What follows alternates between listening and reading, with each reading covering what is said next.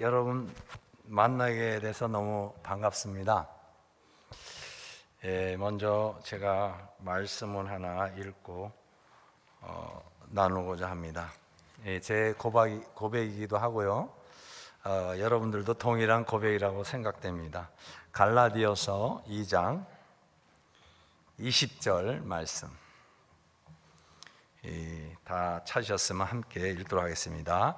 내가 그리스도와 함께 십자가에 못 박혔나니 그런즉 이제 내가 사는 것이 아니요 오직 내 안에 그리스도께서 사시는 것이라. 이제 내가 육체 가운데 사는 것은 나를 사랑하사 나를 위하여 자기 자신을 버리신 하나님의 아들을 믿는 믿음 안에서 사는 것이라. 아멘. 잠깐 기도하겠습니다. Padre, te alaba tu nombre. Gracias, Señor, y tu llamado en mí, tu salvate de mí. Muchas gracias para ti, Señor Jesús. Este momento, Señor, compartir tu palabra. Tú lo has hecho mi vida, Señor Jesús, para que darte ese testimonio para tu pueblo, Señor Jesús. 아버지, 너무나도 감사합니다. 이렇게 저를 불러주시고 이레교회 귀한 하나님의 거룩한 성도들에게 하나님이 저에게 하신 그 일을 나누고자 합니다. 하나님, 제 입술을 주장하여 주시고 인도하여 주셔서 어떻게 나에게 그 귀한 사랑을 주셨는지를 하나님 여기 귀한 성도들에게 간증하고자 합니다. 아버지, 모든 영광 아버지 받아주시옵고 여기 한 사람 한 사람 하나님을 품는, 우리 예수 그리스도를 품는 그런 은혜의 시간 될 수 있도록 저를 사용하여 주시옵소서.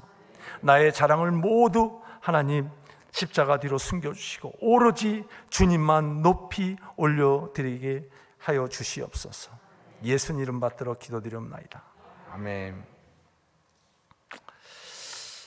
제가 고백하는 찬양이 있는데요, 여러 가지가 있는데 주님 다시 오실 때라는 그 찬양을 스페인어로 번역한 게 있어요.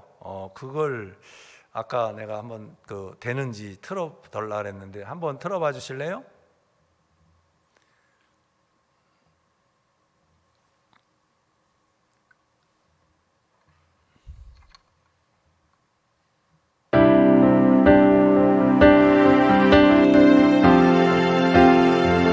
한국 노래로 부르셔도 됩니다. 저는 스페인어로. Hasta que vuelva mi buen Jesús, yo iré por este caminar, estrecha senda es, cargo hoy mi cruz, Señor.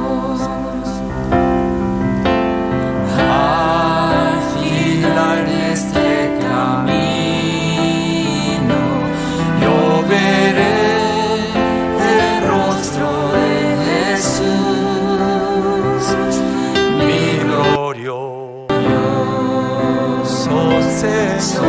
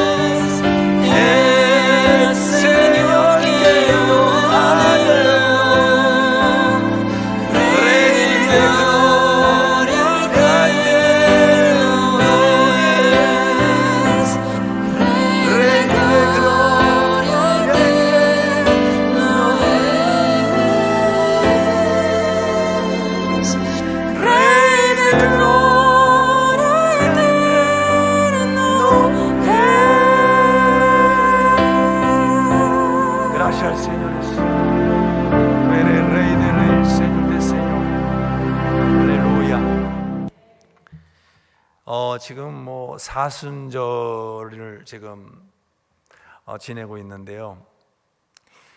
사순절 하면 우리 예수 그리스도께서 우리를 위하여 찔림을 당하시고 또 고통을 당하시고 십자가에 못 박혀 Sagrada tu obra, te hacemos, Señor Jesús.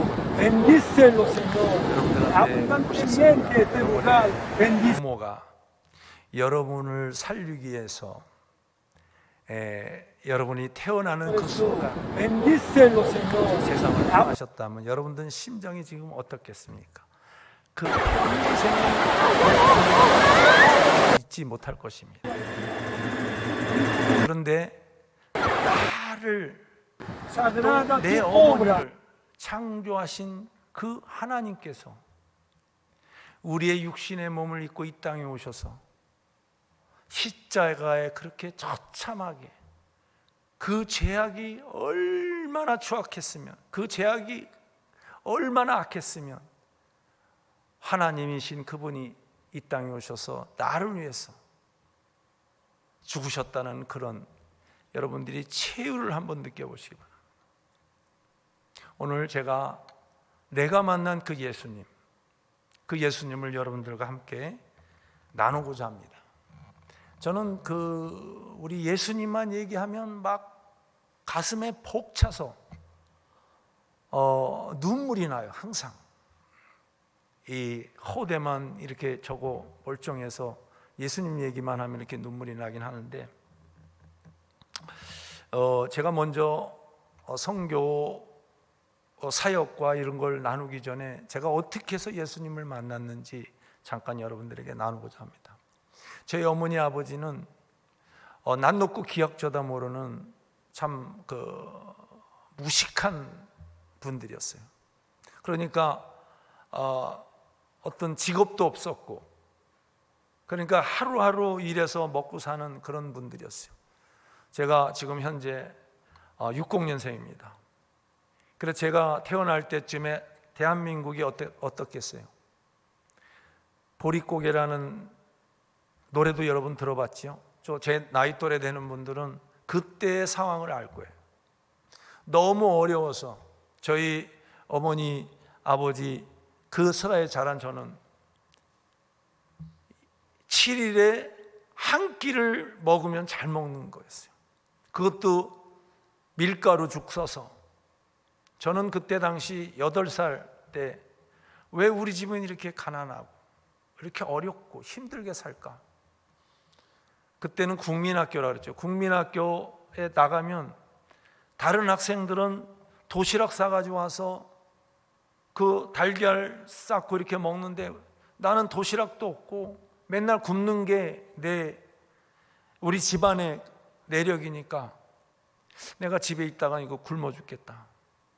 그래서 부모 몰래 가방 메고 집을 뛰쳐나옵니다. 그때 심도림동이라는 데서 살았었는데 뚝 옆에, 지금 많이 발전됐지만 옛날에는 천막들, 논지방이었어요. 거기서 집을 나와가지고 옛날에 제가 클 때는 재래시장이 많았어요. 백화점 같은 게 아예 없었잖아요. 재래시장에 있을 때 그 재래시장을 보면서 어디가 먹을 만한 게 있는가 확인해서 뛰어가면서 집어서 채가지고 먹고, 때에 따라는 식당에 가서 시켜 먹고 돈 없이 도망 나오고, 돈이 없으니까. 근데 그 삶이 너무 저는 행복했어요. 먹을 때가 그렇게 행복한지. 그러니까 먹는 거에 관해서는 아주 도둑질을 해 먹던지, 그렇게 해다가 식당에 가서 시켜 먹고 걸리면 파출소에 끌려가기도 하고, 때에 따라서는 설거지도 시키고, 그 8살 먹은 게 설거지도 하고 매도 맞고, 또 파출소에 끌려가면 다시 집에 데려다 주고 집에서 또 뛰쳐나오고, 이런 삶을 어렸을 때 그렇게 살아왔어요. 제일 제가 기억 남는 것 중에 하나가, 여러분들 중에 누가 잠들까 봐 좀 웃기는 소리를 하나 해드리려고. 잠들면 안 돼요. 부산인지 전주인지는 모르겠어요. 바닷가 옆인데 도둑 열차를 타고 멀리 갔어요. 그 밤에 잠잘 데가 없어서 이렇게 뒤적뒤적 하다가 보니까 예배당이 보이더라고요. 예배당이 담이 예전에는 얕았어요. 이런 건물이 없었고 담이 얕았는데 그 담을 넘어서 들어가 보니까 방석이 그 예배당에 깔려 있더라고요. 그래서 그 방석을 깔고 덮고 이렇게 잤어요. 자고 새벽에 사람들 오기 전에 이제 몰래 나오는데 여기는 없네요. 단위에 그 심주종 그리고 성경책 한 권이 딱 있더라고요. 그래서 제가 나오면서 저 심주종이 좀 돈이 되겠다. 그래서 그 심주종을 들고 성경책 하나 들고 그리고 바깥에 이제 갖고 나왔어요. 물 좀 마시고요.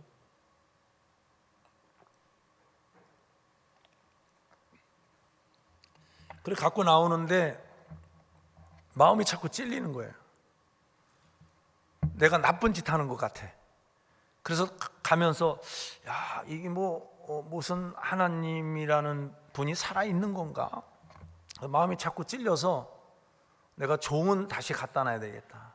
내가 마음의 욕심은 그 종이 있었기 때문에 종을 다시 갖다 놨어요. 갖다 놓고 성경책만 들고 나왔어요. 그랬더니 나 혼자 웃으면서 야, 나도 좋은 일을 한 번씩 하는구나. 그게 어렸을 때 생각입니다.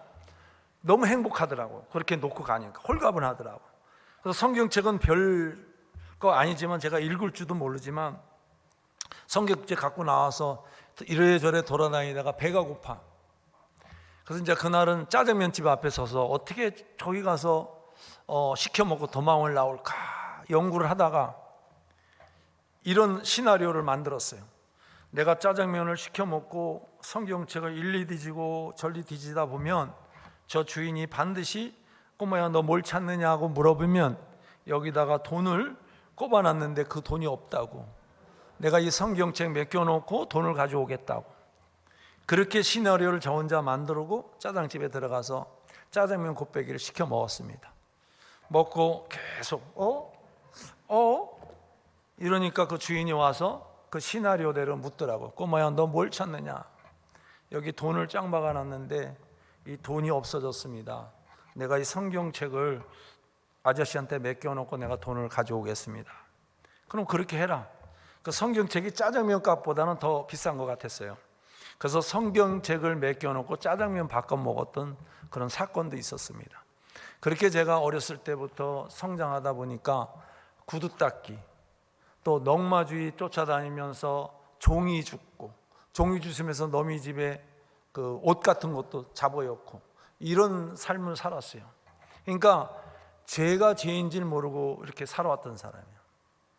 그러니까 가정교육이 안 됐죠. 집 나가서 돌아다니니까. 그러니까 한마디로 속된 말로 양아치 깡패 수준이었어요, 제가. 그러니까 양육 강식. 그러니까 내 배만 부르면 되는 거예요. 다른 사람의 피눈물이 나는 건 아무 상관이 없었어요. 왜냐하면 내 배만 부르면 더 이상 바라는 게 없으니까. 그러니까 저의 마음속에는 종교 이런 게 없었어요. 오직 주먹하고 내 머리만 믿고 살았어요. 그래서 24살 때 우리 친구 중에 한 명이 야, 배 타면 돈을 잘 벌 수 있다 그러더라. 맨날 그렇게 양아치 깡패짓만 할 거냐. 그래서 그때 저는 그 소리 듣고 그래, 나도 배 타서 돈을 한번 벌어보자. 그래서 저 부산에 가가지고 이력서를 냈습니다. 제가 어디까지 학교 나왔다 그랬죠?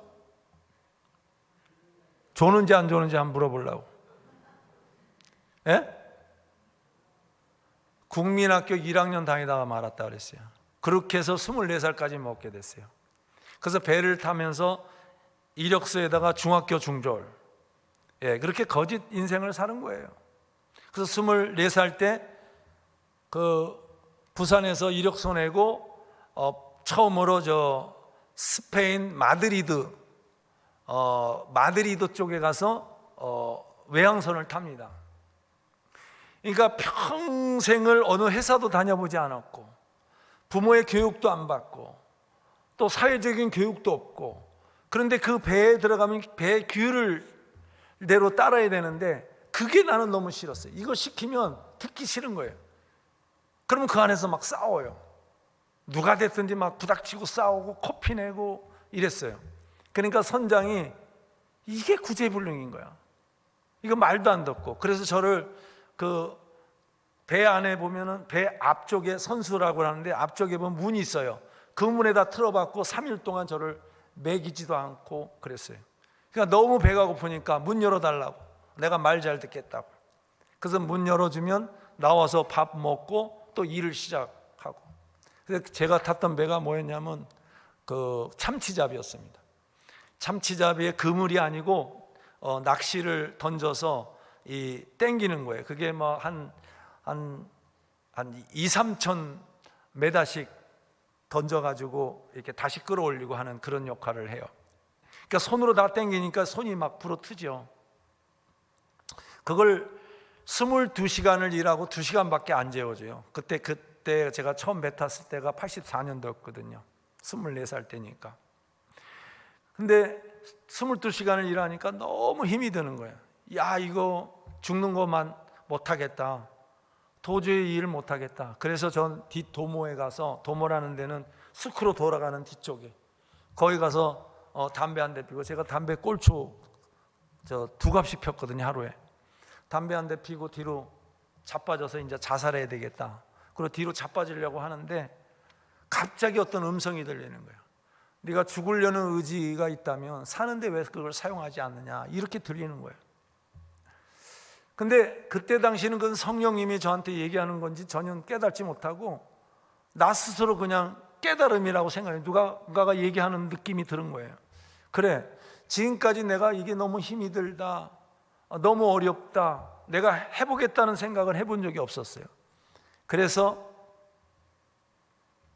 죽기 아니면 까무러치고 내가 다시 한번 일을 해봐야 되겠다, 이런 마음이 확 바뀌면서 일을 더 열심히 하게 된 거예요. 그러니까 죽을 힘을 다해서 일을 하니까 일이 되더라고요, 그 뒤부터. 그래서 2시간 잤지만 자면서 일하고, 그리고 일을 열심히 했어요. 그러다 보니까 선장하고 기관장하고 항해사하고 모든 사람들이 저를 신기하게 본 거예요. 저게 갑자기 제 별명이 뭐였냐면 서울내기 담아내기였어요. 왜 그런지 아세요? 까도 속이 안 보인다고 그래서. 왜냐하면 서울 사람 저 혼자 그 배를 탔거든요. 그 배 크기가 350톤 클래스의 24명의 TO예요. 얼마나 일이 힘들었으면요, 일 마치고 잠을 딱 자는데, 담배 한 대 피고 딱 자는데 그냥 잠들었어요. 그 담배가 타들어서 손이 탔는데도 아픈지 모르고 잤어요. 그리고 어느 날은 발꼬락이 텅텅 부르니까 거기서 오징어 냄새가 나는 거예요. 그러니까 쥐들이 그걸 갉아먹어 가지고 거의 뼈가 나올 정도로 갉아먹었는데도 아픈지를 모르고 잔 거예요. 그러니까 그만큼 피곤했었어요. 그 다음에 내가 일을 열심히 하니까 그 기관 또 선장 이런 사람들이 막 저 서울내기가 사람이 달라졌네 그러면서 제가 3년을 그 배에서 마칩니다. 3년 마치고 나서 저는 이제 더 이상 배를 안 타요. 너무 힘이 들어서. 22시간 일하는 데가 어디 있습니까, 세상에. 배니까 가능한 거예요. 그때 당시는 손 깡패들, 저 형무소에서 바로 나온 사람들만 일 시켰어요. 그러니까 몽둥이, 작살 이런 걸로만 일을 시켰거든요, 그때 당시는. 그러니까 얼마나 막 죽는 사람도 많았었어요, 제가 탈 때는. 근데 제가 그 배를 이제 그만두고 나오려는데 선장이 제가 마음에 들어서 내가 다음 배를 한 번 더 타면 조기장으로 주겠다. 그래서 조기장이라는 것은 무엇이냐면은 약방의 감초라고 이렇게 부르는데 군대로 말 같으면 말뚝상사예요. 그러니까 아주 굉장히 실효성 있는 사람이에요, 그 배 안에서는. 그리고 계급도 있는 사람이고, 그 계급을 저한테 준다니까 혹해서 다시 배를 또 타게 됩니다. 그래서 배를 한번 타서 이제 조기장은 기간 일을 주로 많이 해요. 그래서 기간 일을 하면서 제가 나름대로의 기계를 분해해서 조립도 하고, 조립하면서 체크하면서 어떻게 조립하는지 이런 걸 안에서 스스로 배운 거예요. 그러다 보니까 그 안에 그 기관에 대해서는 나름대로 전문가가 됐어요. 전문가가 되다 보니까 기관사가 할 일이 없어진 거예요. 그래서 기관사가 자기 한옥이 마치고 떠날 때 회사에다가 얘기를 한 거야. 이 조기장을 기관사로 승진시키라고. 기관사가 충분히 할 수 있다고. 그래서 기관사는 면허증이 있어야 돼요. 근데 저는 면허증이 없어. 학교도 안 오는데 무슨 면허증이 있겠어요. 근데 그만한 역할이 되니까 기관사 시키라고 그러는 거예요. 그래서 저는 그 기관사가 싫었어요. 왜냐? 배는 항해 일지를 써야 돼요. 배에 항해사하고 기관사가 항해 일지를 써요. 항해사는 자기 항해 일지를 쓰고 기관사는 기관의 일지를 써요. 근데 제가 학교를 안 나오고 글을 못 쓰니까 기관 일지를 쓸 수가 없는 거예요. 그래서 제가 기관사였을 때 기관부원 중에 한 사람을 내 서기로 채용을 하면서 제가 일을 했어요. 어쨌든 기관 일을 하면서도 기가 막히게 일을 했거든요. 기관의 어떤 문제를 다 내가 해결하고 그러다가 보니까 기관장도 그 배를 그만두면서 회사에다 얘기를 해서 저 기관사면 이 배를 완전히 아픈 구석구석을 알고 있으니까 다른 기관장 쓰지 마라. 이 사람 기관장 세워라. 그래서 기관장이 바로 됩니다. 그러니까 면장도 없이 350톤 클래스면요 그 가격으로 30억 됩니다. 30억이면 한 회사가 운영되는 거예요. 거기에 기관장이면 어마어마한 저걸 가지고 있어요. 캐리어를 가지고 있고 그 회사에서 알아주는 거예요. 근데 기관장을 저한테 준 거예요. 기관장을 저한테 주니까 역시 기관장 역할을 잘했어요. 나중에는 기관장을 하다 보니까 마음에 교만이 생기더라고요. 기관장 하니까 선장까지 한번 해봐야 되겠다는 생각이 들더라고요. 그래서 이제 선장실에 올라가 가지고 그 해도 보는 법을 배웠어요. 여러분들은 상상이 가는지 모르겠어요. 여기서 배 타보신 분들 혹시 있어요? 혹시 여기 안에? 한 분도 없어요? 예, 여기서만 도시에서만 사셨구나. 예, 배가 공해상에서 배와 배들끼리 만나는 게 너무 신기했어요. 자기들끼리 연락해서 마치 어디 서울 롯데호텔 그러면 거기서 만나는 것처럼 또 그 자리에서 만나요. 그래서 너무 신기했어요. 근데 나중에 해도 보면서 그걸 알게 됐어요. 위도와 경도가 동일하면 거기가 위치가 같이 맞구나. 이걸 알게 됐어요. 나 나름대로 습득한 거예요. 해도 보는 법을. 그래서 나중에 이제 해도 보는 법을 어느 정도로 알고, 그런데 회사가 점차 어려워지니까 이제 선장이 자기 한옥이 마치고 떠나니까 사장이 선장을 새로 선출을 해야 되는데 이게 2년 3년을 계약을 하거든요. 그럼 선장들에게 계약을 할 때 2억에서 1억 정도 선불을 줘요. 그런데 회사가 어려운데 그렇게 줄 만한 여력이 안 되니까 문득 생각한 게 저를 생각한 거예요. 그 기관장 이 선원부터 시작해가지고 지금 기관장까지 올랐으니까 저 사람이면 배도 운영할 수 있겠다. 저한테 물어보더라고요. 배 운영할 수 있겠느냐? 그래서 제가 줘보세요. 한번 해보겠습니다. 그래서 트리니다라는 나라에서 베네수엘라라는 나라까지 저 혼자 우리 선원들하고 제가 배를 끌고 들어왔어요. 그게 그때 톱 뉴스였었어요. 기관장 하다가 갑자기 선장을 줬는데 배를 어떻게 끌고 들어올 수 있을까? 해도는 어떻게 볼 수 있을까? 근데 저는 정확하게 끌고 들어왔어요. 그러니까 그들도 혀를 차면서 저건 제 뇌에는 뭐가 들어있는지. 그렇게 해서 저는 초등학교도 못 나온 내가 수대 나오고 실항사 또 이항사 항해사 그 다음에 선장직을 하는 건데 저는 바로 선장을 하게 돼요. 여러분 얼마나 내가 그 마음속에 교만했습니까? 안 되는 게 없는 거예요. 내 멋대로 되는 거예요. 그럼 바다 나가서 기관일이면 기관, 또 고기면 고기, 이걸 다 혼자 북치고 장구치면서 다 해가지고 들어오니까 사장은 최고인 거예요. 제가 고기 잡아오지, 또 배 기관에 문제 없지. 그러니까 들어오면 돈다발 들고 오죠. 호텔 잡아주죠. 그러니까 맨날 생각하는 게 술, 도박 이런 데 빠져버려요. 육지에서 바다에 있다가 육지만 들어오면 그런 삶을 살았던 거예요. 그럼 나갈 때쯤은 사람이 빼짝 말라가지고, 그래서 항상 술 먹고 도박 즐기고 할 때는 기분이 막 업돼. 옆에서 막 나를 막 술 갖다 주면서 막 올려주고 그러니까 업돼. 그런데 뭔가 내 속에서 내가 쓰레기 같은 느낌이 드는 거야. 그러니까 사람들은 나를 막 이래 하는데 내 속 안에는 뭔가 모자라는 게 있는 거예요. 뭐가 안 차는 게 있어요. 뭔지는 모르겠어. 그러다가 회사가 굉장히 어려워서 사장님이 나보고 그 스리남이라는 나라에서 중국인들이 그 무비자로 들어오는데 우리 배가 그 중국인들을 싣고 미국 앞바다로 인수인계 좀 해달라. 그래 한 사람당 2만 불을 주는데 그걸 좀 해달라는 거예요.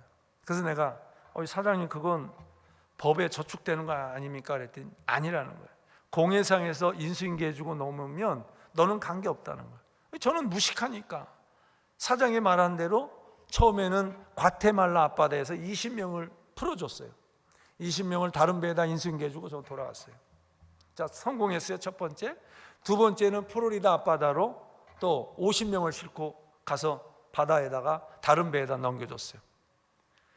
플로리다 앞바다에 새벽에 다른 배에다가 인수인계 해주고 돌아오는데 그 배가 싣고 플로리다의 그 해변가에 사람을 50명을 풀어버리니까, 중국인들을 풀어버리니까 그 주민들이 놀란 거예요. 새벽에 바다에서 중국인이 막 쏟아지니까 신고를 한 거예요. 여기 지금 그 중국인들이 막 쏟아지고 있다고. 그러니까 벌써 해양 경비나 경찰이나 이런 사람들은 이건 미리국이구나 이렇게 판단이 된 거예요. 그때 미국의 대서특필이었습니다. 제가 헬리콥터가 뜨고요, 비행기 2대가 뜨고, 그 다음에 코스트가드가 미국 그 해양 경찰이 2대가 뜨고 그랬어요. 저는 뭐 못 본 척하고 베네수엘라로 그냥 무조건 막 달렸어요. 이제 뜨는 거 보고 저는 느꼈죠. 아, 이거 뭐 문제가 있구나. 그래서 사장님한테 내가 위성 전화를 했어요. 사장님, 이런 상황이 이래 됐습니다. 그러니까 아무 말 하지 말고 모든 그 증거는 다 갖다 물에다 버리라고 그래요. 그래서 내가 GPX까지 다 뜯어서 버렸어요. 증거되는 건 다. 그리고 선원들한테 만약에 걸려들더라도 일체 말하지 마라. 사장님이 처리할 것이다. 그렇게 했어요. 그리고 나는 무조건 베네수엘라 들어간다. 계속 가니까 쓰라고 몇 번 하는데 나는 못 들은 척하고 갔어요. 그러니까 앞에다가 총을 갈기더라고. 기관단 총을 갈겨서 만약에 더 가면 배에다 발포하겠으니까, 영어를 하는 데가 뭐라 하는지 모르겠지만 대강 감이 잡히더라고. 그러니까 우리 선원들이 선장님 제발 서달라고, 안 그러면 우리 다 죽는다고. 그래서 내가 그때 배를 쓰는 대신에 너희들 일체 말하지 마라, 말 안 하겠다고. 그래가지고 배를 세웠어요. 그때 막 TV도 나오고요, 그 신문에도 아주 대석특필로 나왔어요. 그때가 98년도였습니다. 근데 배 딱 세우니까 미국 해양 경찰이, 한번 상상해봐요. 어떻게 그 사람들이 모습을 갖고 있나? 안경 시커먼 거 딱 꼈죠. 완전 무장을 해서 키가 크죠. 이거 뭐 권총, 뭐 따반총, 단갑 등등 이런 걸, 단검 이런 걸 다 차고 딱 들어와서 한 사람 한 사람 딱 벽에다가 해놓고, 뭐 말을 안 하는데도 벌써 우리 선원들은 오줌을 줄줄 싸면서 겁이 난 거예요. 말을 안 했는데도 다 불어버렸어요. 자기네들이 한 거를 모두 다 벌어버려요. 나만 입 다물고 있었어요. 용감하고 무식해요. 저는 하지 말라는 건 안 하거든요. 입 다물고 있었어요. 그런데 선장이 불어야 되는데 선장이 입밖에 안 내니까 결국에는 마이애미 형무소로 가게 됩니다. 마이애미 형무소에 들어가가지고 저는 입 다물고 있는데 선원들이 다 부르니까 사장이 저를 구출하려고, 저희들을 구출하려고 미국으로 들어오자마자 FBI한테 걸린 거예요. 그러나 사장도, 선원들은 과테말라 한 거는 정도까지는 말을 안 했어요. 근데 사장이 자기도 겁이 나니까 과테말라에다가 푸른 거 다 얘기해 버린 거예요. 그러니까 결국에는 이제 공범자로 걸려 들어오게 됐어요. 그 사장님을 만났더니 너희들이 다 부는 바람에 자기도 걸렸다는 거예요. 그래서 내가 어쨌든 사장님이 처음에 나한테 법적인 저축 안 받는다고 분명히 말씀하지 않았습니까? 그러니까 사장님이 시켜서 했다 그러면 나는 풀립니다. 우리 선원들 다 풀립니다. 그러니까 시켜서 했다고 얘기해 주십시오. 그러니까 사장이 하는 말이, 미국은 우리를 어떤 증거 없이 끌고 갔기 때문에 그 배의 깃발이 베네수엘라 깃발이었어요. 한 나라를 납포해 간 거거든요. 만약에 무죄로 되면 베네수엘라와 미국하고 문제가 발생되고 또 우리들에게 그만큼 보상을 해줘야 돼요. 우리를 끌고 온 보상. 그러니까 이 검사는 어쨌든 내가 공범이 돼야 자기네들이 우리들을 끌고 온 거에 대한 저희가 되는 거예요. 타당성이 있는 거예요. 그러니까 사장한테 당신이 만약 선장을 안 끌고 들어가면 당신 10년 체하가, 그러나 선장을 끌고 들어가면 최소 2년 주겠다, 이렇게 서로 비즈니스를 한 거예요. 그래서 저는 무죄를 주장하고 결국에는 대법원까지 가게 됐습니다. 12명의 배심원이 있는데요. 근데 사장님은 증인석에 있었고 저는 피고석에 있어서. 그래서 이제 검사가 물어보죠, 사장한테. 선장하고 어떤 관계입니까? 그러니까 비즈니스 관계였습니다, 이렇게 얘기해요. 그러니까 배심원들이 모두 저 사람 죄가 있구만, 같은 비즈니스 관계였구만, 길티가 떨어져서 제가 4년형을 받습니다. 여러분 얼마나 억울했겠어요? 억울했겠어요? 안 억울했겠어요? 예? 얘기 한번 해보세요. 억울했겠죠? 환장하겠더라고요. 정말 그때 막 독이 차고 악이 차서 사장이 내 눈에 있으면 바로 죽이고 싶더라고. 그래서 바로 그걸 법정에서 그런 사건이 일어나자마자 들어와서 눈이 막 시뻘게 가지고 전화를 그 사장 집에다가 했어요. 사모한테, 당신 남편 내가 살고 나가는 그날로 죽임당하는 줄 알아라. 나는 인생 포기한 것이다. 그리고 전화 딱 끊고 말았어요. 자, 형무소에서 제가 4년을 살아야 돼. 사실 내가 한국에 있을 때는 얘기를 안 했는데 한국에 있을 때도 경찰서에 집 드나듯이 다녔기 때문에 형무소 가는 거는 마치 집 가는 거하고 똑같은 그런 사람이었었어요. 근데 미국 형무소는 이제 처음이니까 어쨌든 거기나 뭐 범죄자들 사는데 다 똑같아요. 제가 간 곳은 연방이라고 해가지고 외국인들만 수용하는, 그러니까 거의 다 콜롬비아, 멕시코, 과테말라의 마약 범죄자들만 거의 다 많이 왔어요. 어쨌든 히파니, 그러니까 스페인어 쓰는 사람들이 거의 많이 그 형무소에 있었어요. 그래서 저는 그 형무소에서 내가 앞으로 4년을 살아야 되는데 어떻게 살아나가나 고민을 하다가 보니까 그 안에서 그때 당시는 연방 형무소다 보니까 담배를 사고 팔았어요. 그 안에서. 그리고 담배 대출해 주는 사람도 있더라고. 한 갑 대출해 주면 두 갑으로 갚고. 그래서 저는 이제 담배도 제가 좋아하니까 담배도 피워야 되겠고 돈은 없고, 보니까 거기서 노름을 하더라고. 카지노 노름. 그러니까 포카 노름. 그래서 제가 카지노를 좋아했다 그랬잖아요, 노름을. 그래서 그들한테 나도 노름 좀 하자, 담배 내기 하자. 담배 갖고 오라고. 그래서 그 대출해 주는 친구한테 내가 우리 면회 오면 내가 돌려줄 테니까 한 갑 빌려달라. 사실 면회 올 사람도 없어요. 그러니까 항상 어렸을 때부터 사기성이 짙은 사람이야, 나는. 그게 내 삶의 그 시작이었기 때문에 그렇게 살아왔어요. 제가 죄인지를 모르고. 그래서 담배 한 갑 빌려가지고 노름을 합니다. 어떻게 했을까요? 그 안에 46명이 있는데 노름을 해서 제가 다 땁니다. 왜 땄을까요? 사기쳐서, 숨겨서 내가 빼내고 이래서. 거기들도 뛰었다 나는 사람인데 내가 그들을 이렇게 숨기면서 담배를 많이 땄어요. 그래서 담배 갚아주고 또 내가 담배도 팔고 그렇게 했어요. 그러다 보니까 나하고 이제 노름하기 싫어해. 그래서 그 나라에서 잘하는 체스, 허드레라고 하기도 하는데 체스라는 장기 같은 그런 그 놀이가 있어요. 그런 놀이를 또 좋아하더라고. 그걸로 또 내기를 하더라고. 그래서 저희가 그 안에서 일주일 동안 앉아서 그걸 몰두하면서 배운 거예요. 체스하는 방법. 그래서 체스하는 방법을 해서 또 도전을 해가지고 처음에는 조금 잃었지만 그 다음부터 이기면서 또 담배를 잔뜩 땄어요. 그러니까 그 안에 형무소에 한 1200명이 됐는데 저에 대한 소문이 굉장히 파다한 거예요. 어떻게 해서 그 진호, 그러니까 아시아권 애가 하나 들어왔는데 머리가 얼마나 스마트한지 노름에서 걔를 이길 자가 없다는 거예요. 그렇게 소문이 났던 거예요.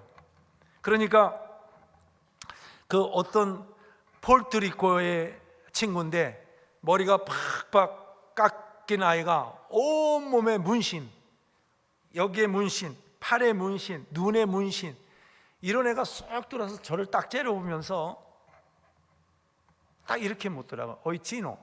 진호란 말이 뭐 한국인이나 뭐 아시아인들이 하는 말이에요. 어이 진호, 내가 너에게 하나 묻겠다. 그게 스페인어로 하는 말이에요. 근데 저는 그 말이 한국말로 들렸어요. 어이 진호, 내가 너에게 묻겠다. 네가 정말 똑똑하다면 내가 묻는 말에 답을 해보라는 거야. 그래서 나는 시비 거는 줄 알고 대꾸도 안 했다가 계속 그걸 말하길래 그래 뭘 물어보려고 그러니까 딱 이렇게 묻는 거예요. 네 인생이 어디서 왔으며 어디로 가느냐. 여기 있는 여러분들은 분명히 우리 목사님께서 성경 공부도 하고 그러니까 그 답을 아실 거라고 생각해서 묻지 않겠습니다. 또 혹여 모르는 분이 있다면 오늘 자기의 정체성을 찾아가시기 바랍니다. 저한테 물어보는 거예요. 네 인생이 어디서 왔으며 어디로 가느냐. 전 태어나서 처음 듣는 소리였어요. 이게 내 인생 엄마 뱃속에서 나와가지고 내가 흙으로 가면 그만이지 뭐가 또 있나? 내가 본 모든 것이 그거 아닌가? 그랬더니 이렇게 얘기하는 거예요. 네가 눈은 떠 있어도 한 치 앞을 내다보지 못하며 뭐 이렇게 똑똑한 척 하느냐. 그러니까 그 친구는 나에 대한 소문을 들은 거예요. 그러니까 눈은 떠 있어도 한 치 앞을 내다보지 못하며 뭐 이렇게 똑똑한 척 하느냐. 성도 여러분, 여러분들이 눈 떠 있죠? 한 치 앞을 내다볼 수 있습니까? 내다볼 수 있어요? 없죠. 뭘 의미합니까? 눈뜬 장님이에요. 우리가 앞을 내다볼 수 없는 장님. 그 소리를 하는데요, 제 가슴에 확 떨어지는 거예요. 이게 뭐지? 내가 어렸을 때 내가 왜 태어나서 이렇게 굶는가? 이게 내 물음이었거든요. 그런데 이 나이 먹어서 네 인생이 어디서 왔으며 어디로 가느냐? 엄마 뱃속에서 나왔으며 흙으로 가면 그만이지 뭐가 또 있는가? 그런데 이 친구가 네가 눈은 떠 있어도 한 치 앞을 내다보지 못한다는 이 말을 들으면서 딱 깨달음이 오는데요, 어머니는 어디서 오셨을까? 할머니는 어디서 오셨을까? 자꾸 생각에 꼬리를 물기 시작하는 거예요. 그러다가 그 친구가 입은 옷의 단추가 내 눈에 딱 띄는 거예요. 저 단추 누군가가 만들었으니까 있지. 그 뒤부터 사물이 보이기 시작하는 거예요. 이 사물들이 반드시 누군가가 만들었으니까 있지 그냥 있을 리 없고, 내 인생, 우리 엄마 인생, 할머니 인생 반드시 어디선가 시작됐다라는 게 느껴지는 거예요. 그럼 이게 뭐지? 그래서 내가 그 친구한테 물어봤어요. 그럼 너는 내가 어디서 왔으면 어디로 가는지 아느냐? 피식 웃으면서 나도 모른다. 근데 왜 너 나한테 그런 말을 묻느냐? 그랬더니 나는 모르지만 너를 만드신 분은 안다. 그게 누구냐? 그러니까 예수 그리스도라는. 그러니까 저한테 그 친구는 거기서 어떤 범죄로 들어왔냐면 노상강도로 해가지고 10년형을 받은 친구예요. 그러니까 노상에서 강도질 하다가 붙잡혀 오네. 그러니까 아주 악독한 애예요. 근데 그 악독한 애가 나한테 예수에 관해서 말한다는 거, 제가 만약에 그런 걸 생각하고 봤다면 믿지도 않고 생각지도 않았을 거예요. 그런데 걔가 묻는 말에 저는 숨이 막힐 정도로 생각을 한 거예요. 그래서 내가 옛날에 어렸을 때 성장하면서 예수는 저 이스라엘 땅 먼 나라의 사람의 어떤 성인군자 중에 한 사람이라고 이렇게 생각했지, 아무 저하고는 관계없는 걸로 생각했어요. 근데 예수 그리스도가 네 인생에 대해서 안다고 하니까 나는 그 예수 그리스도를 알고 싶어서가 아니라 내 인생에 대해서 알고 싶어요. 내가 사는 목적이 뭐냐며, 내가 존재하는 이유가 뭘까, 뭐 때문에 이 땅에 태어나서 항상 내 심정이 버러지 같고 쓰레기 같을까, 내 인생의 훗날에 무엇일까, 이게 너무 궁금했거든요. 악하게 살아가면서도 그런 생각은 항상 했어요. 그랬더니 이 친구한테 그러면 그 예수를 한번 만나보자. 근데 이 친구가 성경책 앞장하고 뒷장이 다 찢어진 걸 저한테 툭 던져주더라고요. 툭 던져주면서 이걸 보다 보면 네 인생의 주인을 만날 수 있을 거라고 이렇게 얘기를 합니다. 그래서 저는 그 성경책을 갖고 올라가서 먹지도 않고 자지도 않고 그걸 들여다봤어요. 자, 여러분들한테 내가 얘기했어요. 저는 초등학교도 다니다 말았다고. 한글은 조금 읽을 줄 알아요. 근데 그 친구가 준 성경책은 스페인어였어요. 내가 그걸 어떻게 읽을 수 있겠어요? 근데 검은 거는 글씨고 하얀 거는 종이라는 거밖에 몰라요. 펼쳐놓고 앉아서 잠도 안 자고 먹지도 않고 이틀이 그냥 지났어요. 그런데 성경 구절을 저기 해줄 수 있나 보네요. 요한복음 5장 1절에서 8절 부분 바로 올려줄 수 있나요? 아니면 바로 읽을까요? 요한복음 5장 1절에서 8절 부분의 말씀을 이 성경책을 펴놓고 제가 본 거예요. 그러니까 그때 요한복음인지 저는 몰랐어요.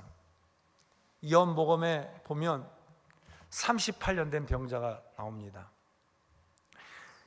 저는 이 성경을 보면서 그 어떤 영화 속, 어떤 환상 속이 아니라 내 영혼이 깊이 빠져들어가는데 나도 꿈인지 생시인지 지금도 구분이 안 돼요. 근데 계속 보다가 어느 그 신비한 연못이라는 그 베데스다의 연못가에 많은 병자들이 모여 있어. 우글우글 모여 있어. 그게 천사가 내려와서 동의할 때 그 누구든지 들어가면 치유받는 그런 신비한 연못인 거예요. 근데 그 연못가에 38년 된 병자가 누워 있는데 이 사람의 심정이 아무도 이 사람을 집어여 주지 못하면 스스로 일어날 수가 없어. 그 사람이 갖고 있는 심정이 저한테 막 밀려오는 거예요. 근데 하얀 옷을 입은 분이 그 38년 병자 앞에 탁 서는데 이렇게 묻는 거예요. 네가 낫고자 하느냐? 근데 그 물음이 저한테 확 밀려오는 거예요. 예, 낫고자 합니다. 일어나 걸어라. 이제는 죄짓지 마라. 저 그때요 퍽 주저앉으면서 울기 시작했어요. 누가 나한테 말하지도 않았는데 내 인생의 주인이라는 것을 그때 깨달은 거예요. 얼마나 울었는지 몰라요. 그러면서 그 뒤로부터 계속 예수님과의 대화를 시작하는데 감당할 수 없는 사랑. 여러분 상상 한번 해보시기 바랍니다. 예수님이 어떤 분이십니까? 하늘과 땅을 창조하신 분입니다. 먼저 우주에서 이 지구를 바라보면 이 지구가 보이지도 않을 겁니다. 그러니까 먼지만도 못한 그런 땅덩어리일 이 지구가 이렇게 보일 겁니다. 그 먼지만도 못한 이 지구에 우리가 살고 있는 거예요. 그 창조주가 먼지만도 못한 그 지구를 찾아오셔서 버러지만도 못한 우리를 위하여 그 십자가에 죽었다는, 십자가에 못 박혀 죽었다는, 우리 여러분 상상 한번 해보세요. 그 사랑이 얼마나 큽니까? 나는 그때 그 은혜 때문에 거기서 얼마나 울었는지 모른다. 지금도 그 생각하면 너무 하나님 앞에 감사해요. 나는 한 번도 예수님을 찾지 않았고 선한 일이라고는 조금도 해보지 않은 나를 그 거룩하시고 깨끗하시고 창조주신 그분이 나를 대신하여 죽으셨다는 게 믿어지지가 않았어요. 그래서 저는 믿지를 못했지만 성령의 조명하심 속에서 안 믿을 수가 없었어요. 그래서 매일 무릎을 꿇고 주님과 대화를 하며, 그래서 그때 당시는 저는 이 성경책에서 예수님이 나왔다 들어갔다 하시니까 성경책을 안고, 뭘 주시려고? 아, 여기. 예. 네, 감사합니다.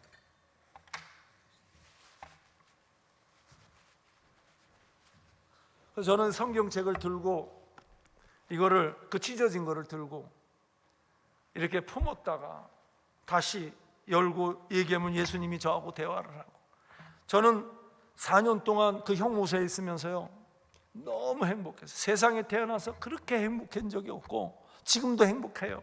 근데 가장 행복한 순간을 그 경험했던 것이 바로 그 형무소였어요. 형무소 안에서 그 예수님을 만난 거예요. 예수님이 저를 찾아온 거예요. 그래서 제 인생을 변화시켜주고 새 생명을 주신 거예요. 그러다가 보니까 나중에 알고 보니까 제가 주님과의 대화를 하고 있는데 주님이 저한테 스페인어로 말씀하시는 걸 못 깨달았는데, 나중에 알고 보니까 제가 스페인어 성경을 읽고 있는 걸 발견하게 돼요. 그리고 나서 일어나서 그 형무소에 있는 사람들에게 예수를 믿으라, 예수는 우리 그리스도요, 그분이 우리를 위해서, 인류를 위해서 생명을 던지신 분이다, 예수님을 믿으라. 나도 엊그저께만 해도 너희들하고 노름했던 사람 아닌가? 근데 그 예수님, 그 주인 되시는 하나님을 내가 만났다. 그러니까 다들 나한테 저게 돌았구나, 이거 들고 이틀 동안 먹지도 않고 자지도 않다면 저게 돌았구나. 그래서 제가 어디 갔는지 아세요? 돌았다고 그래가지고 46명 있는 데서 독방으로 끌려갑니다. 독방으로 끌려가가지고 독방에 가서 얼마나 행복했대.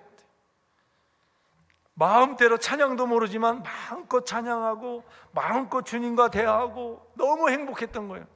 때 되면 간수가 아침 식사 갖다 주지, 점심 식사 갖다 주지, 저녁 식사 갖다 주지. 그래서 하도 내가 미안해서, 내가 목욕하고 싶으면 나 데려가서 목욕시켜 주지. 그래서 하도 미안해서 간수들한테 그런 얘기했어요. 저는 죄를 저지르고 이렇게 감옥에 와 있지만 여러분들은 죄도 안 저지르고 이 죄수의 수발을 들으니 너무 미안하다고. 그러니까 이게 간수가, 이 친구가 정말 돌았구만. 이 그 독방을 여면 사람들이 못 견뎌 하는데 나는 독방에서 너무 행복하고 즐거워하니까 돌았구만 그래요. 그래서 결국에는 한국 목사님을 그 미국에서 들여보내서 저를 상담을 했어요. 제가 만난 예수님을 얘기했죠. 그 목사님이 놀란 거예요. 와, 그런 경험을 하시다니. 그래서 결국엔 소장한테 얘기해가지고 다시 나와서 이제 일주일 만에 나왔어요. 이 사람은 여러분들이 생각 못하는 그런 경험을 한 사람이다. 정상인데 영적 어떤 큰 은총을 입은 사람이다. 그래서 여러분들이 이해 못하는 걸 저 사람은 봤고 느꼈기 때문에 그런다. 이 사람은 이상 없다. 그래서 저를 내보내는데 그 안에도 스페인권의 그 사람들 중에 잠시 교회 다니다가 이런 사람도 있을 거 아니에요. 줄을 줄줄이 서가지고 저하고 아마 악수 좀 한번 하려고. 예. 그 뒤부터 형무소 돌아다니면서 제가 거기에 복음을 전하기 시작했어요. 예수는 그리스도의 살아계신 하나님의 아들이라고, 예수만이 우리를 살려줄 분이라고, 그분이 우리를 위해서 생명을 던지셨다고. 이런 은혜가 어디 있는가? 이 은혜를 깨닫지 못하는 사람들이 너무 안타까운 거예요. 예. 그러고 나서 그 형무소에서 저는 4년을 마치고 안 나오려고 그랬습니다. 왜? 복음 전하는 게 너무 행복해서. 안 나가겠다고 그러니까 간수가 때 되면 나가야 된다고. 그래서 결국에는 남미로 저에게 스페인어 방언을 주셨고 저한테 분명한 사명의식을 줬어요. 그래서 이제 남미로 갈 계획을 갖고 저 베드로나 또 저 사마리아 여인이나 예수님 만나고 나서 바로 물 기른 거 집어 던지고 사마리아에 가서 복음 전하잖아요. 저도 그런 사람의 한 사람으로서 나도 복음 전해야 되겠다고 그랬더니 하나님이 허락하시지 않더라고. 한국으로 가라고 그러더라고. 좀 섭섭했어요. 바로 나는 복음 전하려고 그랬는데, 근데 한국으로 보내셔가지고 제가 첫 교회, 영등포의 광역교회라고 노숙자로 섬기는 교회가 있습니다. 그게 이제 그때 당시 천막이었는데 우리 목사님을 만나자마자 그 예수님의 현상을 봤어요. 그래서 나는 그 목사님이 하는 말이라면 예수님이 하는 말이라고 이렇게 들었어요. 사실 그렇고 목사님께서 말씀하시는 게 나는 그때 당시 예수님이 하는 말이라고 그렇게 생각했기 때문에 무슨 말이든지 저는 순종을 했었죠. 그래서 제 간증을 얘기했어요. 그랬더니 우리 그때 당시는 이제 성도님이었죠. 성도님 신학을 해야 되겠다고, 선교를 나가려면 신학을 해야 돼. 자, 그럼 제가 어디까지 나왔어요? 초등학교 나오지 못했어요. 그러니까 신학을 하려면 군소 신학을 갈 수 있겠죠. 예, 거긴 뭐 성령 충만하면 목사 안수도 주고 전도사도 준다니까 갈 수 있겠죠. 근데 저는 제가 무식했기 때문에 좀 제대로 배우고 싶었어요. 그래서 휘경동에 보면은 저 상록수 야학이라고 그때 당시 중학교 고등학교 과정을 가리키는 그 학교가 있어요. 공짜로. 그래서 거길 가서 제가 사정 얘기를 했죠. 내가 초등학교도 안 나왔는데 중학교 과정을 밟으면서 내가 초등학교 검정고시 보고 중학교 과정을 밟겠다. 그렇게 해서 제가 초등학교부터 검정고시를 봅니다. 중학교 과정을 밟으면서. 그래서 초등학교 4개월, 중학교 4개월, 고등학교 4개월. 그래서 1년 만에 초중고를 다 마쳤어요. 이걸 다 찍어서 된 거예요. 네. 고등학교는 왜 그렇게 해서 됐냐면, 고등학교는 제2의 외국어 영역에서 제가 스페인어를 선택했거든요. 그러니까 스페인어가 95점이 나왔어요. 그러니까 그게 턱걸이가 돼가지고 60점씩 다 맞았어요. 그래서 고등학교 졸업증까지 된 거죠. 그래서 제가 그 교회 목사님에게 나 이렇게 해서 고등학교 졸업증 됐습니다. 그러니까 그러면 아세아 연합신학을 내가 추천할 테니까 가라고. 그래서 아세아 연합신학에게 추천해서 거기에서 이제 들어가게 됐습니다. 들어가서 처음에 저걸 하는데 글을 못 쓰니까 레포트도 써야 되고 책도 읽어봐야 되는데 원체 무식하니까, 그래서 결국에는 제가 우리 목사님한테 얘기해서 1년 반 동안 레포트를 우리 목사님이 대신 써줬어요. 교수님한테 직접 연락해서 솔직해야 되니까. 그러니까 교수님은 저를 아는 거예요. 저한테 시험을, 그러니까 세 분이 저한테 저거 시험을 볼 때 저한테 어떻게 해서 이 신학대학을 오게 됐고 왜 공부를 해야 되는지를 설명해 달라 이렇게 얘기해서, 저는 다른 거 뭐 구차하게 얘기할 필요가 없어서 이런 얘기를 했죠. 전에는 내가 고기를 낚는 어부였지만 지금은 사람을 낚는 어부가 되기 위해서 왔습니다. 그러니까 뭐 다음 말을 안 하고 그러면 가시라고. 그래서 나중에 보니까 저한테 합격 발표가 나왔더라고요. 그래서 이제 그 대학을 들어갔어요. 그리고 1년 반 동안 임 목사님이 그 레포트 써주는 동안 저는 키보드 치는 법을 배워가지고, 글은 지금도 잘 못 써요. 지금 우리 집사람이 대신 서기 역할을 잘 해요. 그러니까 나보고 진짜 어떻게 해서 대학원까지 나왔는지 신기하다고 그래요. 어쨌든 그래서 대학교를 2학년부터 제가 레포트를 쓰면서 대학교 제가 5년 했습니다. 4년이면 끝날 걸 5년 했고요. 그 다음에 대학원 신대원 3학년, 그것도 아세아 연합 신학 대학원을 마쳤습니다. 그렇게 마쳐놓고 제가 이제 광약교에서 선교사로 파송을 됐죠. 그러니까 많은 사람들이 이래요. 그때 제 나이가 예수님을 만났을 때 38살 먹었었거든요. 그 38년 된 병자 얘기했잖아요. 그게 저하고 너무 일치가 되는 거예요. 왜냐하면 그 누구든지 예수 그리스도를 못 만나 사는 사람들은 살아있는 병자예요. 몸은 멀쩡하지만 그 영혼은 죽어 있는 거예요. 그걸 제가 깨달았거든. 그러니까 제 몸은 멀쩡했었지만 내 영혼이 죽어 있는 사람, 38년 된 병자, 아무도 건져낼 수 없는 사람. 근데 예수님이 오셔서 저를 건져주신 거예요. 그게 제 38년 된 병자의 간증입니다. 이렇게 예수님이 저를 불러주셔요. 그 독하고 강박했던 제 마음을 완전히 뒤집어 놓으시고 오로지 주님의 영광을 위하여 저를 사용하기 위해서 도구로 불러주신 거죠.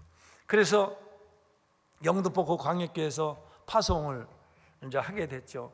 처음에는 저는 베네수엘라로 들어가려고 했는데 하나님께서 말려주셔서 몇 번을 말려주시더라. 13년 동안 준비했어요. 근데 하나님께서는 우루과이, 전혀 알지 못하는 데로 저를 보내주셨어요.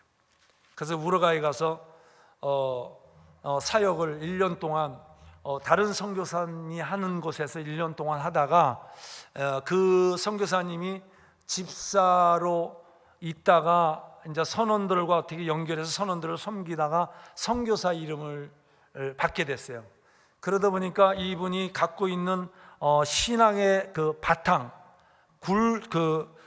반석되는 그 복음이 그 안에 없으시니까 저하고 계속 그게 부닥치는 거예요. 그래서 결국에는 제가 거기서 쫓겨나게 됩니다. 너무 제가 그 강하게 얘기를 하니까 자기하고는 안 된다고 해서 거기서 이제 나오게 돼요. 그렇게 되면서 지금 다른 곳에 가서 이제 선교 활동을 하고 있습니다. 근데 거기서 나와서 오고 갈 때는 없었지만 저는 주님이 우루과이까지 보내신 그 이유를 알고 있기 때문에 저는 원망하지 않고 계속 주님을 향해서만 이렇게 나왔습니다. 지금까지도 그렇고요. 내 몸이 닳아질 때까지 나는 주님 앞에 사용하다가, 우리가 아무리 좋은 일이고 선한 일 해도 예수님이 하신 요만큼도 갚지 못합니다. 항상 우리는 빚진 자예요. 사랑의 빚진 자, 예수님의 생명의 빚진 자. 그래서 우리는 아무리 주님 앞에 잘한다 하더라도 우리는 항상 빚진 자로서의 주님을 섬기고 그래야 되는 겁니다. 그래서 제가 가장 성경 속에서 좋아하는 인물 중에 아까도 잠깐 얘기했지만 스테반 집사님과 침례 요한이, 침례 요한은 예수님을 30여 년 동안 기다리고 있다가 딱 6개월 사역하시고 목이 잘렸어요. 나는 그게 얼마나 그분이 멋있게 예수님을 소개하고 자기는 망해야 되겠고 예수님은 흥해야 되겠다고 진짜 자기는 목이 잘려 죽고, 스테반 집사님은 집사로 선출되자마자 복음 한번 외치고 돌 맞아 주고, 그리고 예수님을, 그 우편에 앉아 계신 예수님을 바라보며 그 영안이 눌리는, 영안이 열리는 이 모습을 나도 상상을 하니, 와, 나도 저렇게 가고 싶구나. 이게 제 꿈이에요. 그러니까 사모님이 그것도 하나님이 주셔야 되는 거죠. 그래 얘기하시더라고요. 사실 저는 그래요. 그래서 지금 제가 가서 사역하는 곳이 우루과이에서 제일 우범 지역입니다. 내가 거기를 미리 찾아가고 싶어 찾아간 게 아니라 하나님이 그쪽으로 인도를 해주셨어요. 매일 사람이 총을 맞고 죽어가는 동네, 마약이 난무하는 동네, 그쪽에 가서 제가 사역을 시작하게 됐습니다. 그래서 저는 너희는 먼저 그의 나라와 그의 의를 구하라. 그러면 모든 것을 더하시리라. 하나님의 말씀은 1.1획도 변질되지도 않고 변하지도 않고, 하나님이 약속하신 것은 반드시 지키는 것을 저는 체험하고 체울하고 있는 사람입니다.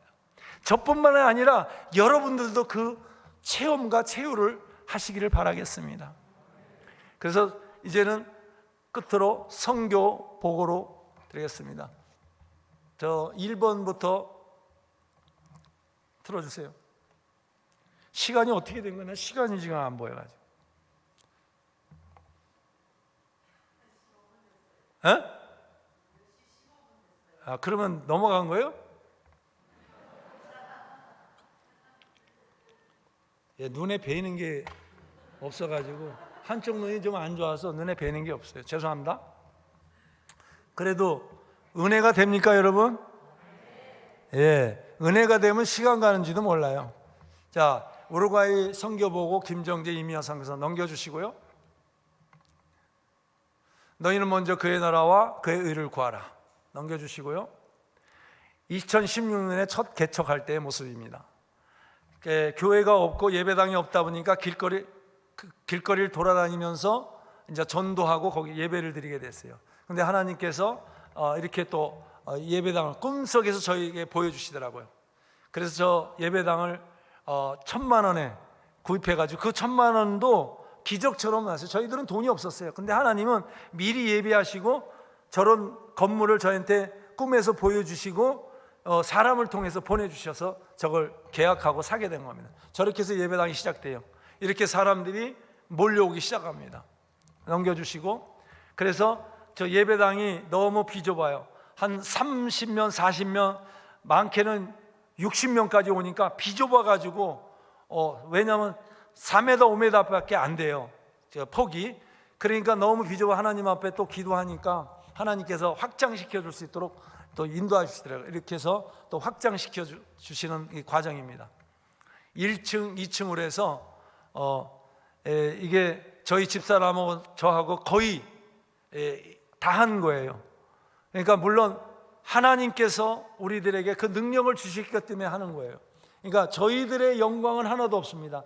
단지 우리들이 이렇게 일을 했습니다라는 걸 보고하는 거예요. 넘겨주시고, 이렇게 해서 완공해. 우리 집사람이 이제 거기 그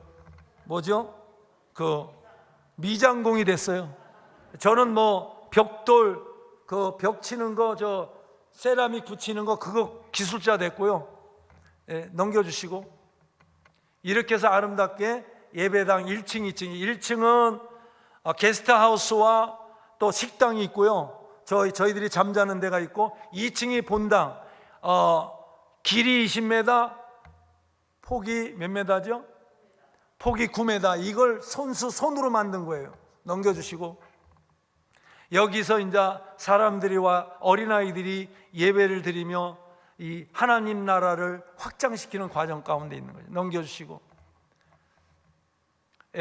아이들을 양육하고 교육 가르쳐서 거의 동네가 굉장히 빈민촌이고 어렵게 살다 보니까 멀리 나가질 못해. 그래서 아이들을 교육하고 침내 줄 때 저희들이 조금 멀리 데리고 나갑니다. 여기서 이렇게 침내를 주죠. 아마존강에서 흘러나오는 강물이에요. 그래서 함께 자기들끼리 음식 만드는 거 나눠 먹고 그래요. 그러니까 이게 침례도 드리고 또 함께 여행도 같이 하고 이렇게. 넘겨주시고, 2020년도에 3주년 기념 예배를 드리 여름 성경학교와 같이, 이게 우리 성도가 만들어서 케이크를 만들어서 가져온 겁니다. 이렇게 해서 그 3주년 기념 예배를 이렇게 드리고, 두 사람의 집사를 그때 이제 저걸 합니다. 그리고 이제 많은 분들이 와서 축하를 해주고, 넘겨주시고, 요게 이제 여름 성경학교 한 110명이 와서 함께 하나님을 찬양하고 또 교육을 받고 또 하나님에 대해서 알고, 그 동네 아이들이에요, 전부 다. 그러니까 처음에 저희들이 갔을 때는 그 동네가 마약 또 총, 그런데 저희 교회가 세우자 한 3, 4년이 지나니까 점차적으로 교회 주변이 평화로워졌어요. 마약 장사들이 떠나고 또 그 총싸움이 떠나고 너무 평화로워졌어요.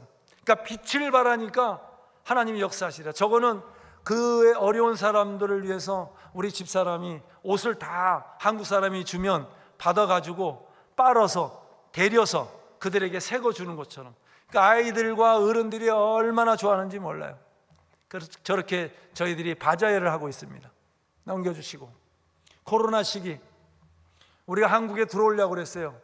그런데 코로나로 인해서 들어오질 못하고 거기 있는 성도들에게 어떻게 남아서 저들에게 위안을 주고 그럴까 하다가 집사람하고 나하고 거기에 그때 당시 마스크가 없었거든요. 한국에는 그때 코로나가 없었어요. 남미 지역에 엄청나게 있었어요. 그래서 우리들이 마스크를 만들어서 우리 성도들에게도 주고 돌아다니며 복음을 전하자. 그때 당시 내가 마음 아팠던 게 뭐냐면 선교사들이 코로나가 왔다고 자기 죽을까 봐 한국으로 들어오는 선교사들이 너무 많은 거야. 이게 내가 마음이 아프더라고. 어찌 저럴까? 어차피 이 생명 하나님이 주신 거고 생명을 주관하는 분은 하나님인데 뭐가 겁이 나서 저럴까? 그래서 저희들은 거기서 남아서 계속 복음 전도하면서, 왜냐하면 하루에 60명씩 죽었거든요. 그래서 우리가 복음 전하지 못해서 저 사람들이 죽고 영원한 지옥을 가는데 가만히 있을 수 없다. 그래서 우리가 복음을 전하면서 마스크를 나눠주는 그런 모습입니다. 예, 넘겨주시고 얼마나 이거는 한인회에서 우리들이 귀한 사역을 하니까 먹는 음식들, 부식품을 교회에다가 줘서, 예, 가끔 언어를 까먹어요. 예, 죄송합니다. 그래서 저 음식을 동네에 돌면서 나눠주는 모습이에요. 예, 넘겨주시고 또 넘겨주시고. 여기 이제 그 사태 때문에, 코로나 사태 때문에 우리 직분자들이 모여서 기도하고 있는 거예요. 그래서 저희는 코로나라도 계속 예배드리고 다 문 닫았어요. 근데 저희 교회는 무조건 그리고 성도들한테 그랬어요. 겁이 나고 오지 못하겠거든 오지 마라. 믿음대로 행동해라. 그러니까 오는 사람은 오고 안 오는 사람은 안 오더라고요. 그래서 상관없어요. 하나님만 아시니까. 그래 이렇게 해서 예배를 드리며 여기저기 다니면서 이제 복음 생활을 합니다. 복음 전도 생활을. 넘기시고 이제 여기 잘 마무리가 안 돼서 옛날에 계단이 나무로 돼 있어가지고 사고서 막 구멍이 나서 새로 이제 다시 시작한 거예요. 저것 하고 계속 이제 아이들에게 또 그 주변 사람들에게 복음 전도하면서 다니는 거예요. 넘기시고. 코로나 상황에서 여기가 30km 떨어진 장소, 저희 교회에서 30km 떨어진, 여기도 빈민촌이에요. 그래서 여기도 마스크 갖고 가서 복음 전도하면서, 그러니까 이 사람들이 그 먼 데서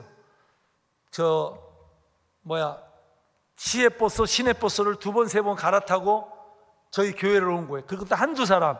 근데 나머지 사람들이 오고 싶어 하는데 올 수 없는 상황이야. 그래서 제가 그때 하나님 앞에 기도한 거죠. 넘겨주시고.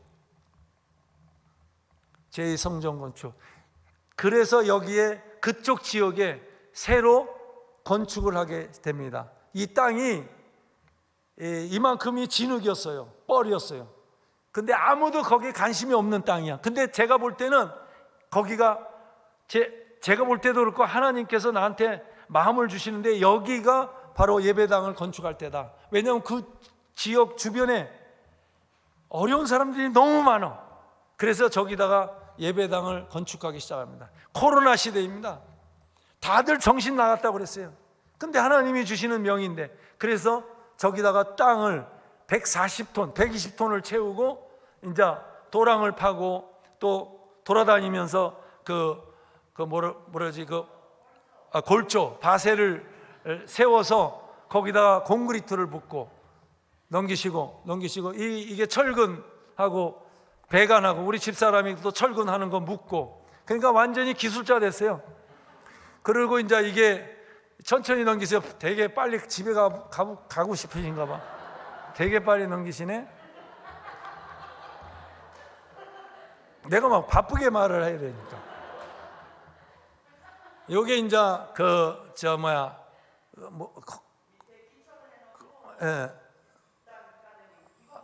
기공 예배를 여기서 이제 저 뒤가 20m, 12m거든요. 그 콘크리트 한 개.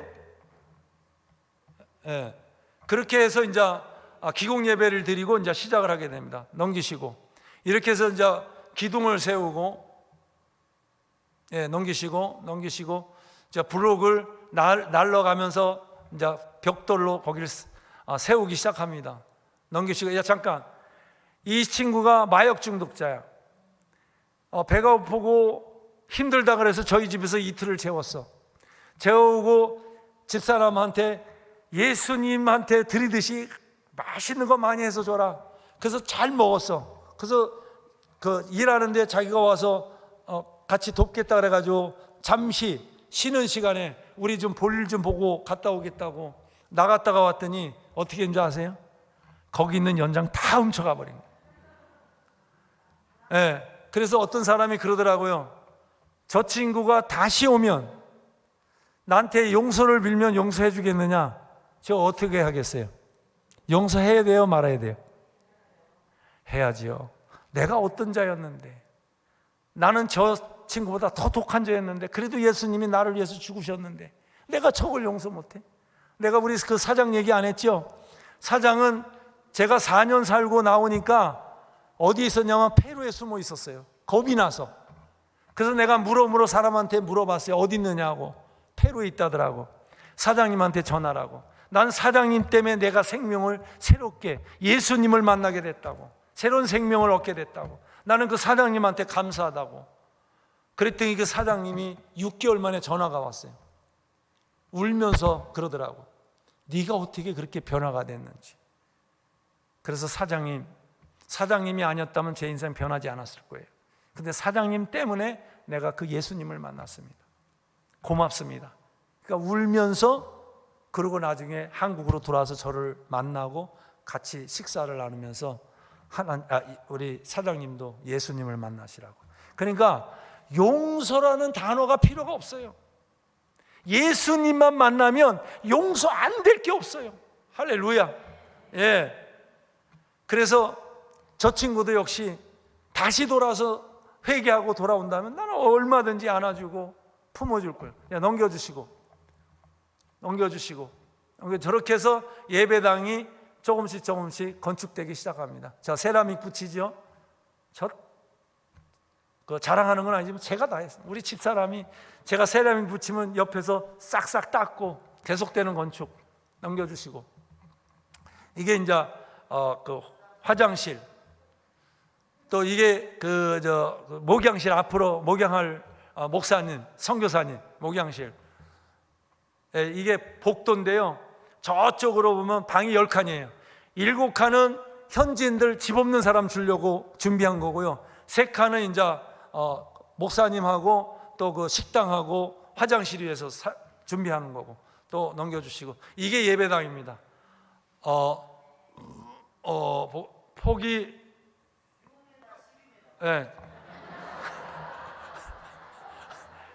6m, 12m. 예, 넘겨주시고, 이게 앞마당. 넘겨주시고, 이렇게 콘크리트를 치면서 이렇게 아름답게 그 정말 천박한 땅에 예배당이 세워졌습니다. 넘겨주시고, 이게 이제 문인데 역시 제가 다 만들었습니다. 넘겨주시고, 빨리 가려면 빨리빨리 넘겨주세요. 빨리 넘겨주시고. 다 됐나요? 예, 그러면 그 다음 거 이제 동영상.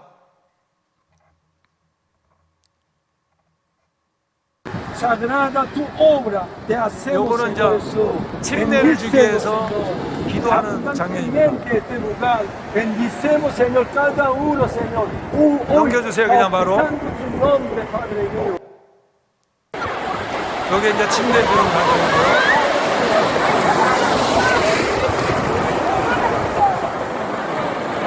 네, 넘겨주시고. 네, 여기 이제 재봉토를 하는 장면입니다. 네. 자, 재봉토를 언제 배웠느냐? 제가 형무소에서 4년 살 동안 배웠습니다.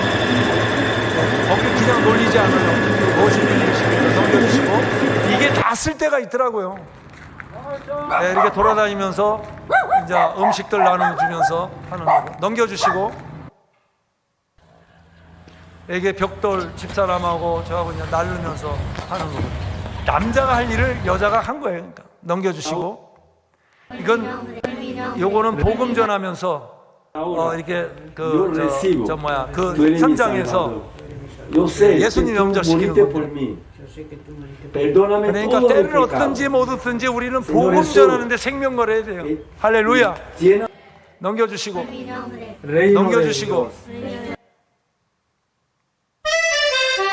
요게 이제 남미의 그 찬양이면서 우리 그 성도 한 명이 만드는 내용입니다. 네, 너무 신나죠? 춤추고 싶지 않습니까? 저희 지금 현재 본당, 그러니까 처음에 개척한 데 Galilea está pasando por aquí y déjalo que te toque y déjalo que te toque y déjalo que te toque y recibe la bendición y déjalo que te toque y déjalo que te toque y déjalo que te toque y recibe la bendición. El maestro de Galilea está pasando por aquí.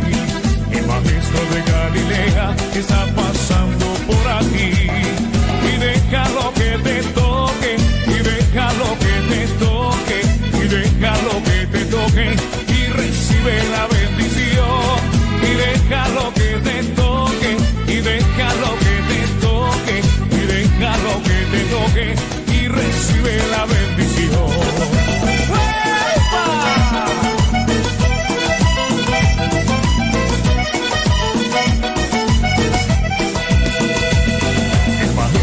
Galilea está pasando por aquí. El maestro de Galilea está pasando por aquí. Y déjalo que te toque, y déjalo que te toque, y déjalo que te toque, y recibe la bendición. 여러분은 지금 하나님 나라가 우루과이에서 확장되는 모습을 지금 보고 있는 거예요. 얼마나 생동감 있고 기쁜 사역인지 여러분들도 이 교회에 섬기면서 동참하는 그런 구독자입니다. 할렐루야. 예, 됐어요. 마태복음 28장 읽고 마치겠습니다. 그러므로 너희는 가서 모든 민족을 제자로 삼아 아버지와 아들과 성령의 이름으로 세례를 베풀고 내가 너희에게 분부한 모든 것을 가르쳐 지키게 하라. 볼지어다 내가 세상의 끝날까지 너희와 항상 함께 있으리라 하시니라. 아멘. 주님 감사드립니다. 오늘 사랑하는 귀한 일회 교회 성도님들과 아버지께서 하신 그 은혜를 나누었습니다. 하나님 고맙습니다. 감사합니다. 사랑합니다. 끊임없이 하나님께서 우리와 항상 함께 하신다는 그 말씀을 저희들이 믿고 따르오니 하나님 계속해서 사용하여 주시옵소서. 일회 교회를 사용하여 주시옵소서. 감사드리며 우리 살아계신 예수 그리스도 이름 받들어 기도드리옵나이다. 아멘.